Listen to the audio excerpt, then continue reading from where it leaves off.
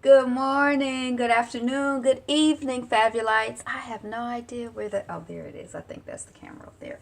Good morning, good afternoon, good evening, Fabulites. This is Angela with another edition of Notes on the News Feed. And if you're joining me on Black Junction TV, this is my first edition on Black Junction TV of Notes on the Newsfeed.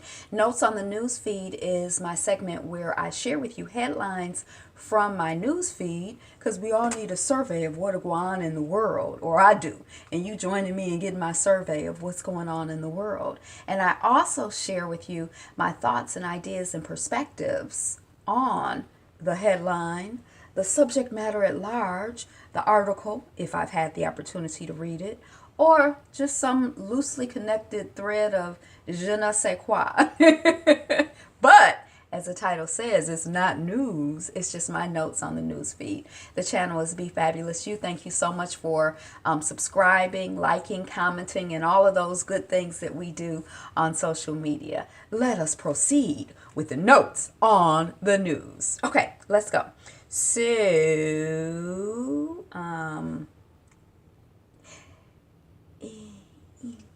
un momento, por favor. What challenges face Sierra Leone's next president? I don't know anything about Sierra Leone. Do you know anything about Sierra Leone? It seems like here recently in the news, I've been noticing quite a bit going on with elections in African countries. I don't know if it has to do with the cycle of elections or just the fact that there are, 54 different countries. So it's probably every year, all the time, somebody is about to have an election or just got elected or, so maybe that's what's going on. Racist sign sparks outrage. March is National Stop Blaming White People Month.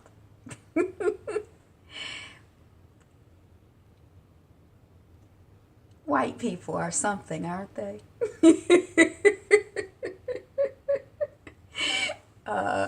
And maybe all of the other months or March should also be Stop Doing Messed Up Stuff for Which You Can Be Blamed month. Stop being out here invading other people's countries, kidnapping people, holding them hostage, killing people, raping people, taking advantage of people's countries. Stop doing devilment. How about that? Jimmy Kimmel sparks unexpected debate over the use of the word minority. So I don't know if this has something to do with the award ceremony that went yesterday. You know how people commonly use that word, and a lot of people probably don't even think anything of it. But I think he might have got dragged on got dragged through Black Twitter, because it'd be some people on Black Twitter that think about that kind of stuff and want to make commentary about it. So I think that's what happens. Yeah. 21 of the best places around the world to see cherry blossoms. I didn't realize that DC was a good place to see cherry blossoms. Now I knew I was gonna say I knew in somewhere in Asia it was like a big thing, like the Cherry Blossom Festival or whatever. But I've never even really, I don't know. I've never, I can't, like for some reason it has come into my consciousness like many years ago that there is a Cherry Blossom Festival or whatever. But I don't know. I've never been. But maybe that's something I'll put on the agenda for like 5 years out. I'm gonna go and visit go for cherry blossom season, because this is like the season, and it's, I guess, different places the cherry blossoms will be blooming, and I think they're like whitish pinkish flowers. But I think that might be like a really wholesome healing pursuit. I guess visually, I like to go to a botanical garden. I really like to be in a greenhouse. Like, I think that's because I like the tropics. But anyway, the U.S. cities where the most educated millennials live. Now, what I thought was interesting about it, and I'm gonna see if I can pull up the article and see if the same image is the same. But the image on my timeline, it was black, and there were, if there were like 5 folks, 2 or 3 of them were black and brown. So I was kind of like, whoa, that's kind of an unusual image, because usually when somebody is talking about educated, people, or education, they don't have black folks on there, or it'll be like one white, whatever. So, yeah, 1, 2, 3, 4, 5, 6, 7, 8, 9 faces we can see, and 1, 2, 3, 4, 5, 6 of them our color, like look, noticeably black or brown. So I just thought that was like interesting. Now, the other thing about, being the most educated millennials is we know there that, it's becoming so increasingly expensive for people to get a higher education. And we know that, well, we may not know, but black women are some of the most educated people. And so that also means we're some of the most indebted people. That's my theory. So maybe that's why it was so many black, brown women in that image. Google sells restaurant review service Zagat. Zagat. I used to see Zagat like booklets or something. It seemed like it was a place to get information about restaurants. I didn't even realize that Google owned it. And I guess they thought they were going to like do something with it, and whatever they thought was going to happen with it didn't happen. So it's been sold to a company called The Infatuation. And I like that name, The Infatuation. Because, like, I like food. I love food. So maybe I'm more than infatuated with food. But I might be infatuated with a restaurant for a while. Especially, like, like not so much here in Detroit. And maybe because I just, like, process spending money on food differently now. Like, when I go to a restaurant, I'm like, $3 for a side of greens? I could get a whole bag of greens for $3. $3. It's sort of like I'm just processing stuff different these days. A public school teacher who reportedly hosts a white nationalist podcast has been removed from the school classroom. So we've been talking about this woman for about 3 or 4 days now. She had a podcast under a different name, but I think her face was like uninhibited. And she's like, yeah, I work in the public schools and I'm teaching these black kids to love white people and worship white people or whatever. I don't know what white nationalists say, but we get the gist. And so she got linked up. So it's been a topic of conversation. So she's been removed. And I don't want to be negative, but I kind of feel like, okay, one down, all of the rest of them to go. Like, is it a celebration? I don't know. I'm kind of like, I'm glad she's down, but we know. And that just helped their little system to get stronger. I guess I don't know. And then it's like, we've been talking about this also about our children in their system. And I think that there is, especially in this, I think that there is a them and a us. And I think that there is a them versus us, although there's not necessarily an us versus them. You see what I'm saying? But I think they've been waging war on us for a long time. That's how I feel. That's how it appears. That's what the evidence is. What you think? I know what you think. Because you a fabulite. All right, but anyway, that's the update on that. And then they say that she's been removed from the classroom. So I'm like, so she's been removed to the classroom. So what, did they put her on curriculum development? Are they paying her to develop curriculum for our children?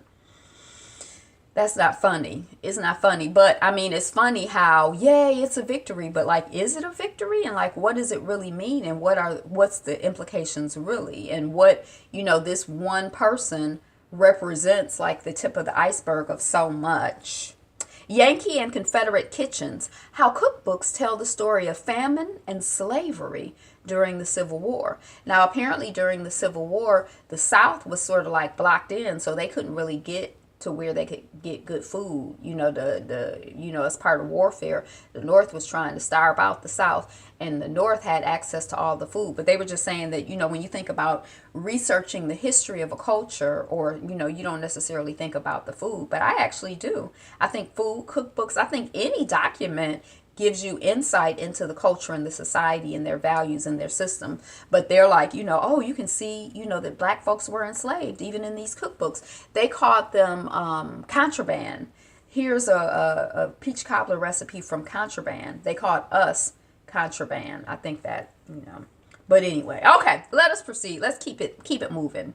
Singer Joss Stone sends musical instruments to refugee camps. So we've been talking a lot about refugees and just like the devastation, like just trying to relate to and connect to the experience of a refugee, for those of us who are not refugees, for those of us who I feel like I have a home, like I have been displaced in some ways, but more or less voluntarily. But the idea of like I had a friend who was burnt out of her house burned down, and the trauma of that, even 5-10 years later, you can like see and feel that. So like just people who have you think you live someplace and you're comfortable, and you like, okay, I got to worry about dinner tonight, and then all of a sudden you got to worry about getting all of your stuff and getting out. And you like, do you ever settle down? And when you're in a refugee camp, trying to make something home, trying to make something seem regular, are you ever going to go back to your home? When you go to a new place, are you going to be welcome? Are you going to be safe? Are you going to be comfortable?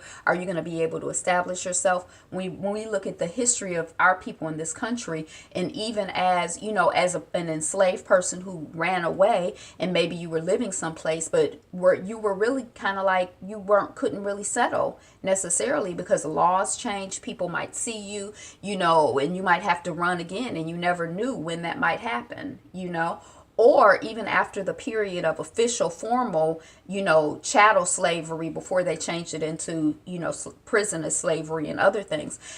Even in that situation, we built communities, and we're like, yeah, we're doing the thing. We got our hotels, we got our restaurants, we got our shoe shine shops. My granddaddy had a shoe shine shop in Black Bottom in Detroit. We got our thing going, and then they like, hey, Detroit, Black Bottom, we're running a freeway through the community. What do they call it? Blight removal or black removal or something. There's like this term that the government used, and then clever black folks have a term that like kind of explains what it really was. But or you're in Tulsa and the people just come and burn you out, and then you weren't able, the wealth that you had acquired, the work that you had put in, you're not able to carry that with you when you're just running. And even if you are, even when you have to move and you're not running, what are you able to carry with you? So this person, singer Joss Stone, who I'm not familiar with, is bringing musical instruments to refugee camps. And it just kind of made me think about enslaved folks and music. But like, I think music is healing, and I think musical instruments are good. But what in the world is that dog doing in the backyard?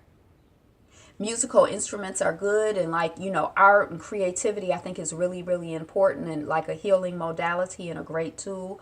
And at the same time, it's just kind of like, wow, it's just just kind of empathize, like having empathy, and kind of like trying to feel and connect with other folks' experiences and relate it to our experiences.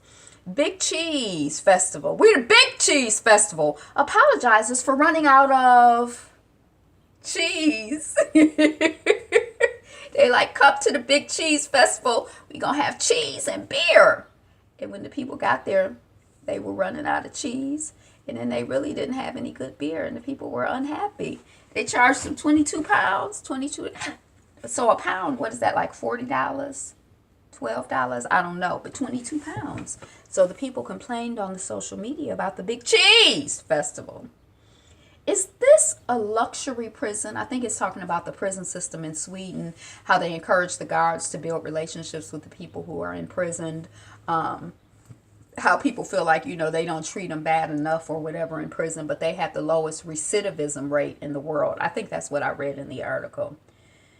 This whole system of imprisonment, though, in this country, and maybe in other places, I don't know, but it's like a unique offshoot of the system of enslaving people, and enslaving people for the purpose of using their labor for free, and I guess demoralizing as well, part of the warfare.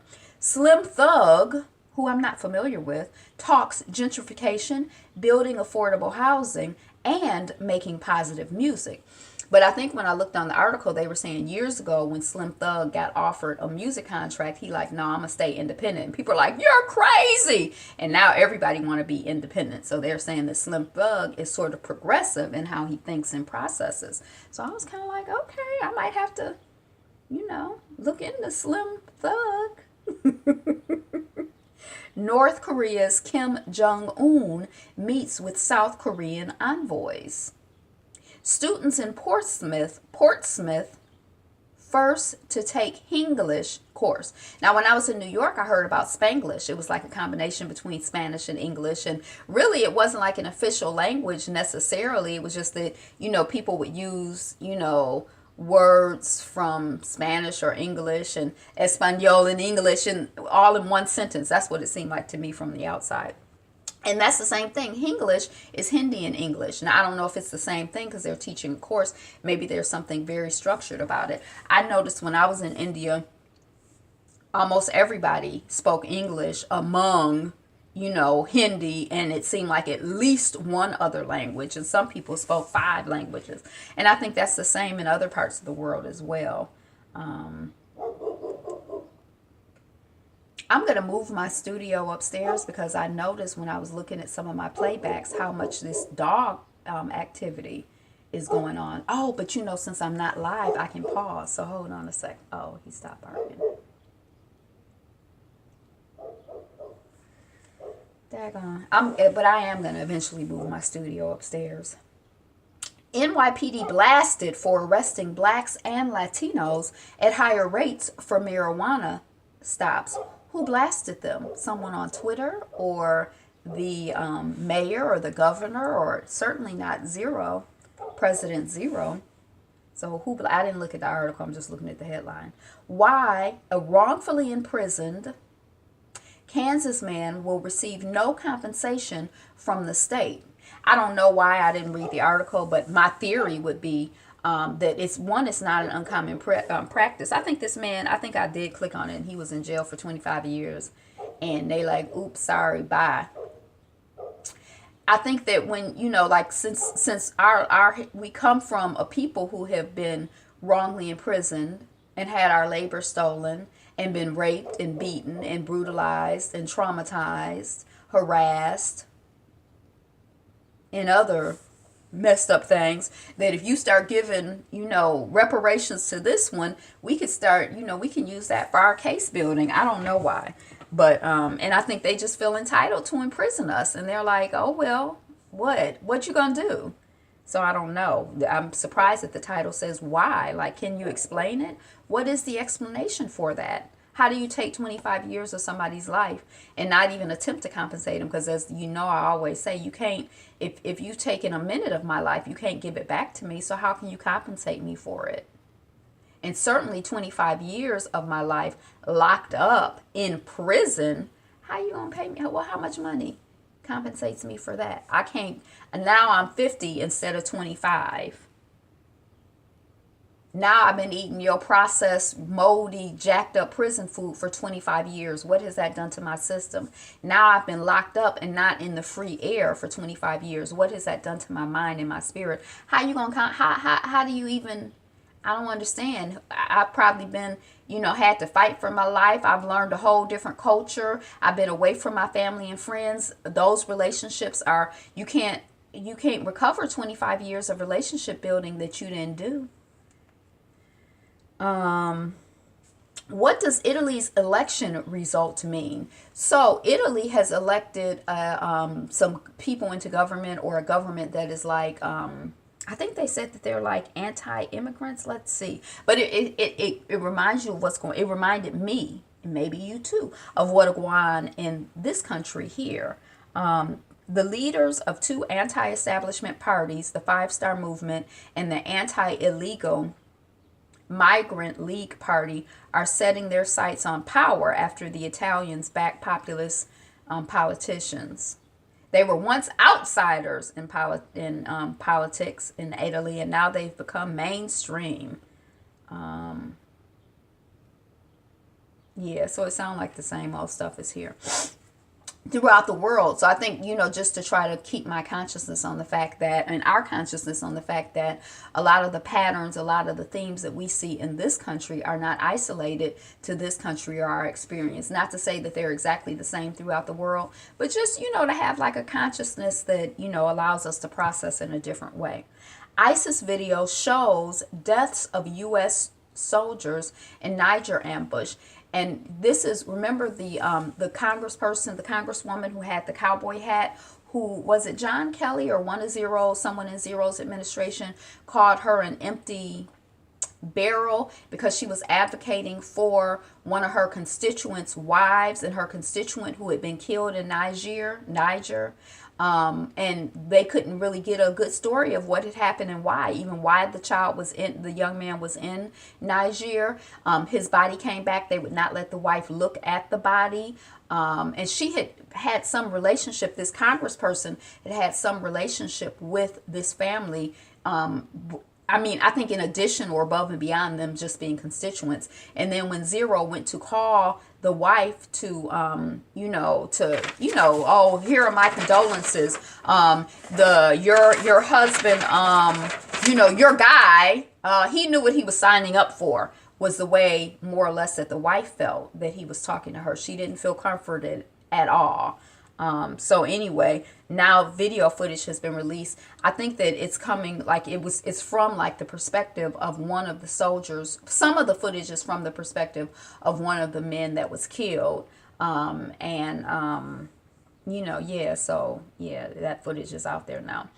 Stanford, so again, rest in peace to that family and that community. And I know that woman and her children and, are still just prayers for peace and, serenity and understanding. And just, may the Lord's arms wrap around the people and comfort the people and them and all of us.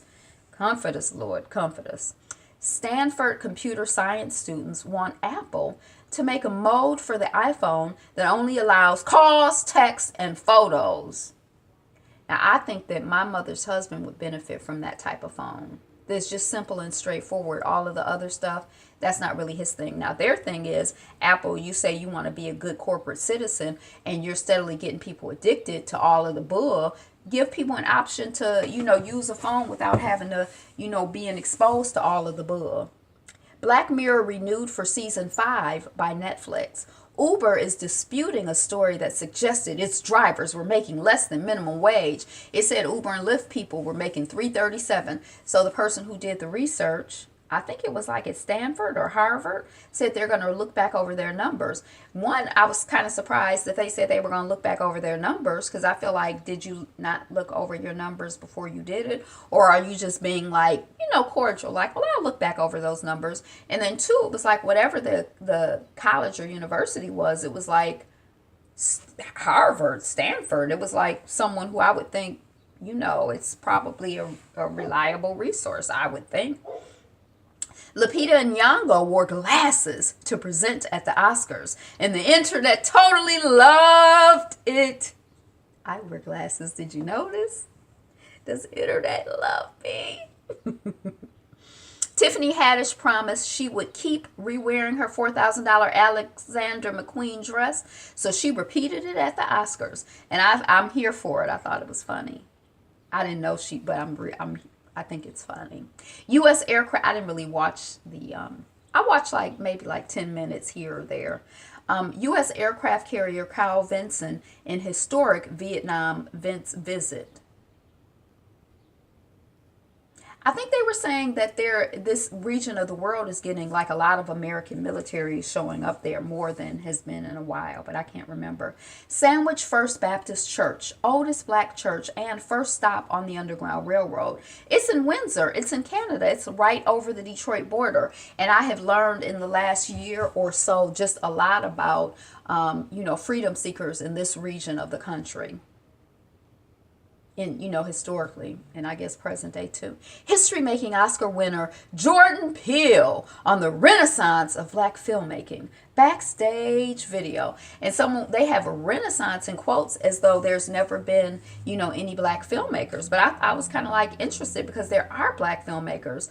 And there was this thing at the DIA that I had wanted to see and I never went to see. But we know that there's a Senegalese filmmaker who did Black Girl. What's his name? And then there's someone in this country who was doing films. And, but I need to know more about that. I just realized when I was Renaissance, well, what about? And I'm I can't really think of anybody's name, but I know there is somebody. Okay. Ethiopia lawmakers approve state of emergency. I I don't know what's going on with Ethiopia. Scientists spent a month exploring the Gulf of Mexico's deep sea habitats, and the images they brought back are astonishing, just affirming for us again that there is a whole world out here. As much as we think that we know, there is so much that we don't know. There are just endless possibilities and wonderful, wonderful things that we have yet to discover. So we have a lot to look forward to. And be encouraged. Kobe Bryant thanks his daughters in Italian for Oscar win. And when I first saw that, I'm like, why he talking in Italian? He trying to be fancy? What, he think he better than somebody? I didn't think all of that, but I kind of had this feeling that was kind of like, sort of kind of like that. And then I was like, well, Italian, American, what's the difference? It's all European, the European like colonizers' language. Like, ain't none of that ours. I mean, we use it, but so what's the difference? Jamie Foxx to produce limited TV series on Marvin Gaye. It's something about Jamie Foxx. I don't know. I'm like, I don't know. But anyway, now you know. Cuba's sonic attacks may have been a side effect of spying. So remember, the Americans and the Canadians were like, we're having some weird thing with our hearing and stuff, and we think the Cubans are sonically attacking us. And it was kind of like a weird time, like the country had been opened up, or relations between the United States and Cuba had been opened up by Obama. And it just, I was kind of like, well, why would Cuba be attacking the United States? I don't understand. It doesn't make sense. And now someone has theorized that it is a side effect of the United States trying to spy on them, and when the two spy things interact with each other, it causes us to have the earaches and the headaches. I mean, it's just a theory. How Olympic athletes grapple with regular life once the thrill of the games is gone. And that's something that, especially like women who are like gymnasts and, like some of the lesser, like, if you're a basketball player, you could theoretically go on and have a career. But even you see like people who are like, I was the best high school football player ever. And that's like their glory years. And it seems like sometimes people have a hard time moving on from that. And so I always wonder about people who are like Olympic level athletes, like you're like the best of the best in your field. And then how do you move on after that? You know what I mean? Like, I'm just going to go work in a sandwich shop. Or maybe you should. But I mean, it's like, I just think it's like a fascinating subject. ISIS video shows death of U.S. soldiers. China enforces holidays on dissidents of the state. So like when it's time to vote, they like, well, you disagree with me, so you're on holiday in this prison over here. It's a vacation. I'm like, what kind of holiday is that? It sounds like imprisonment. I think that's what they're saying. Academy voter reveals being lectured about racism led her to eliminate Get Out from Oscar contention. They playing the race card. Don't nobody want to hear nothing about black people, black people, black people. Don't they know that March is National, what was the thing I talked about at the beginning? Stop complaining, stop blaming white people month. So she was just tired. Talib Kweli gets death threats after writing letter about alt-right. Now, I think this is an artist who was going to perform at a club and then found out that some other band was performing there that was like we hate black people, kill the black people. And he like, I'm not performing there if they're performing there. And the people are like, well, we don't want to take sides. And so he's like, I'm not performing there. So he wrote a letter. And now he's getting threats from, the Nazis, the KKK types, those types. The killer disease with no vaccine. Shepherd Bushiri meeting the man who walks on air. I don't know what that was about. Ryan Seacrest faces potential Oscar red carpet delay from E! Over allegations. Oh, I think we're back.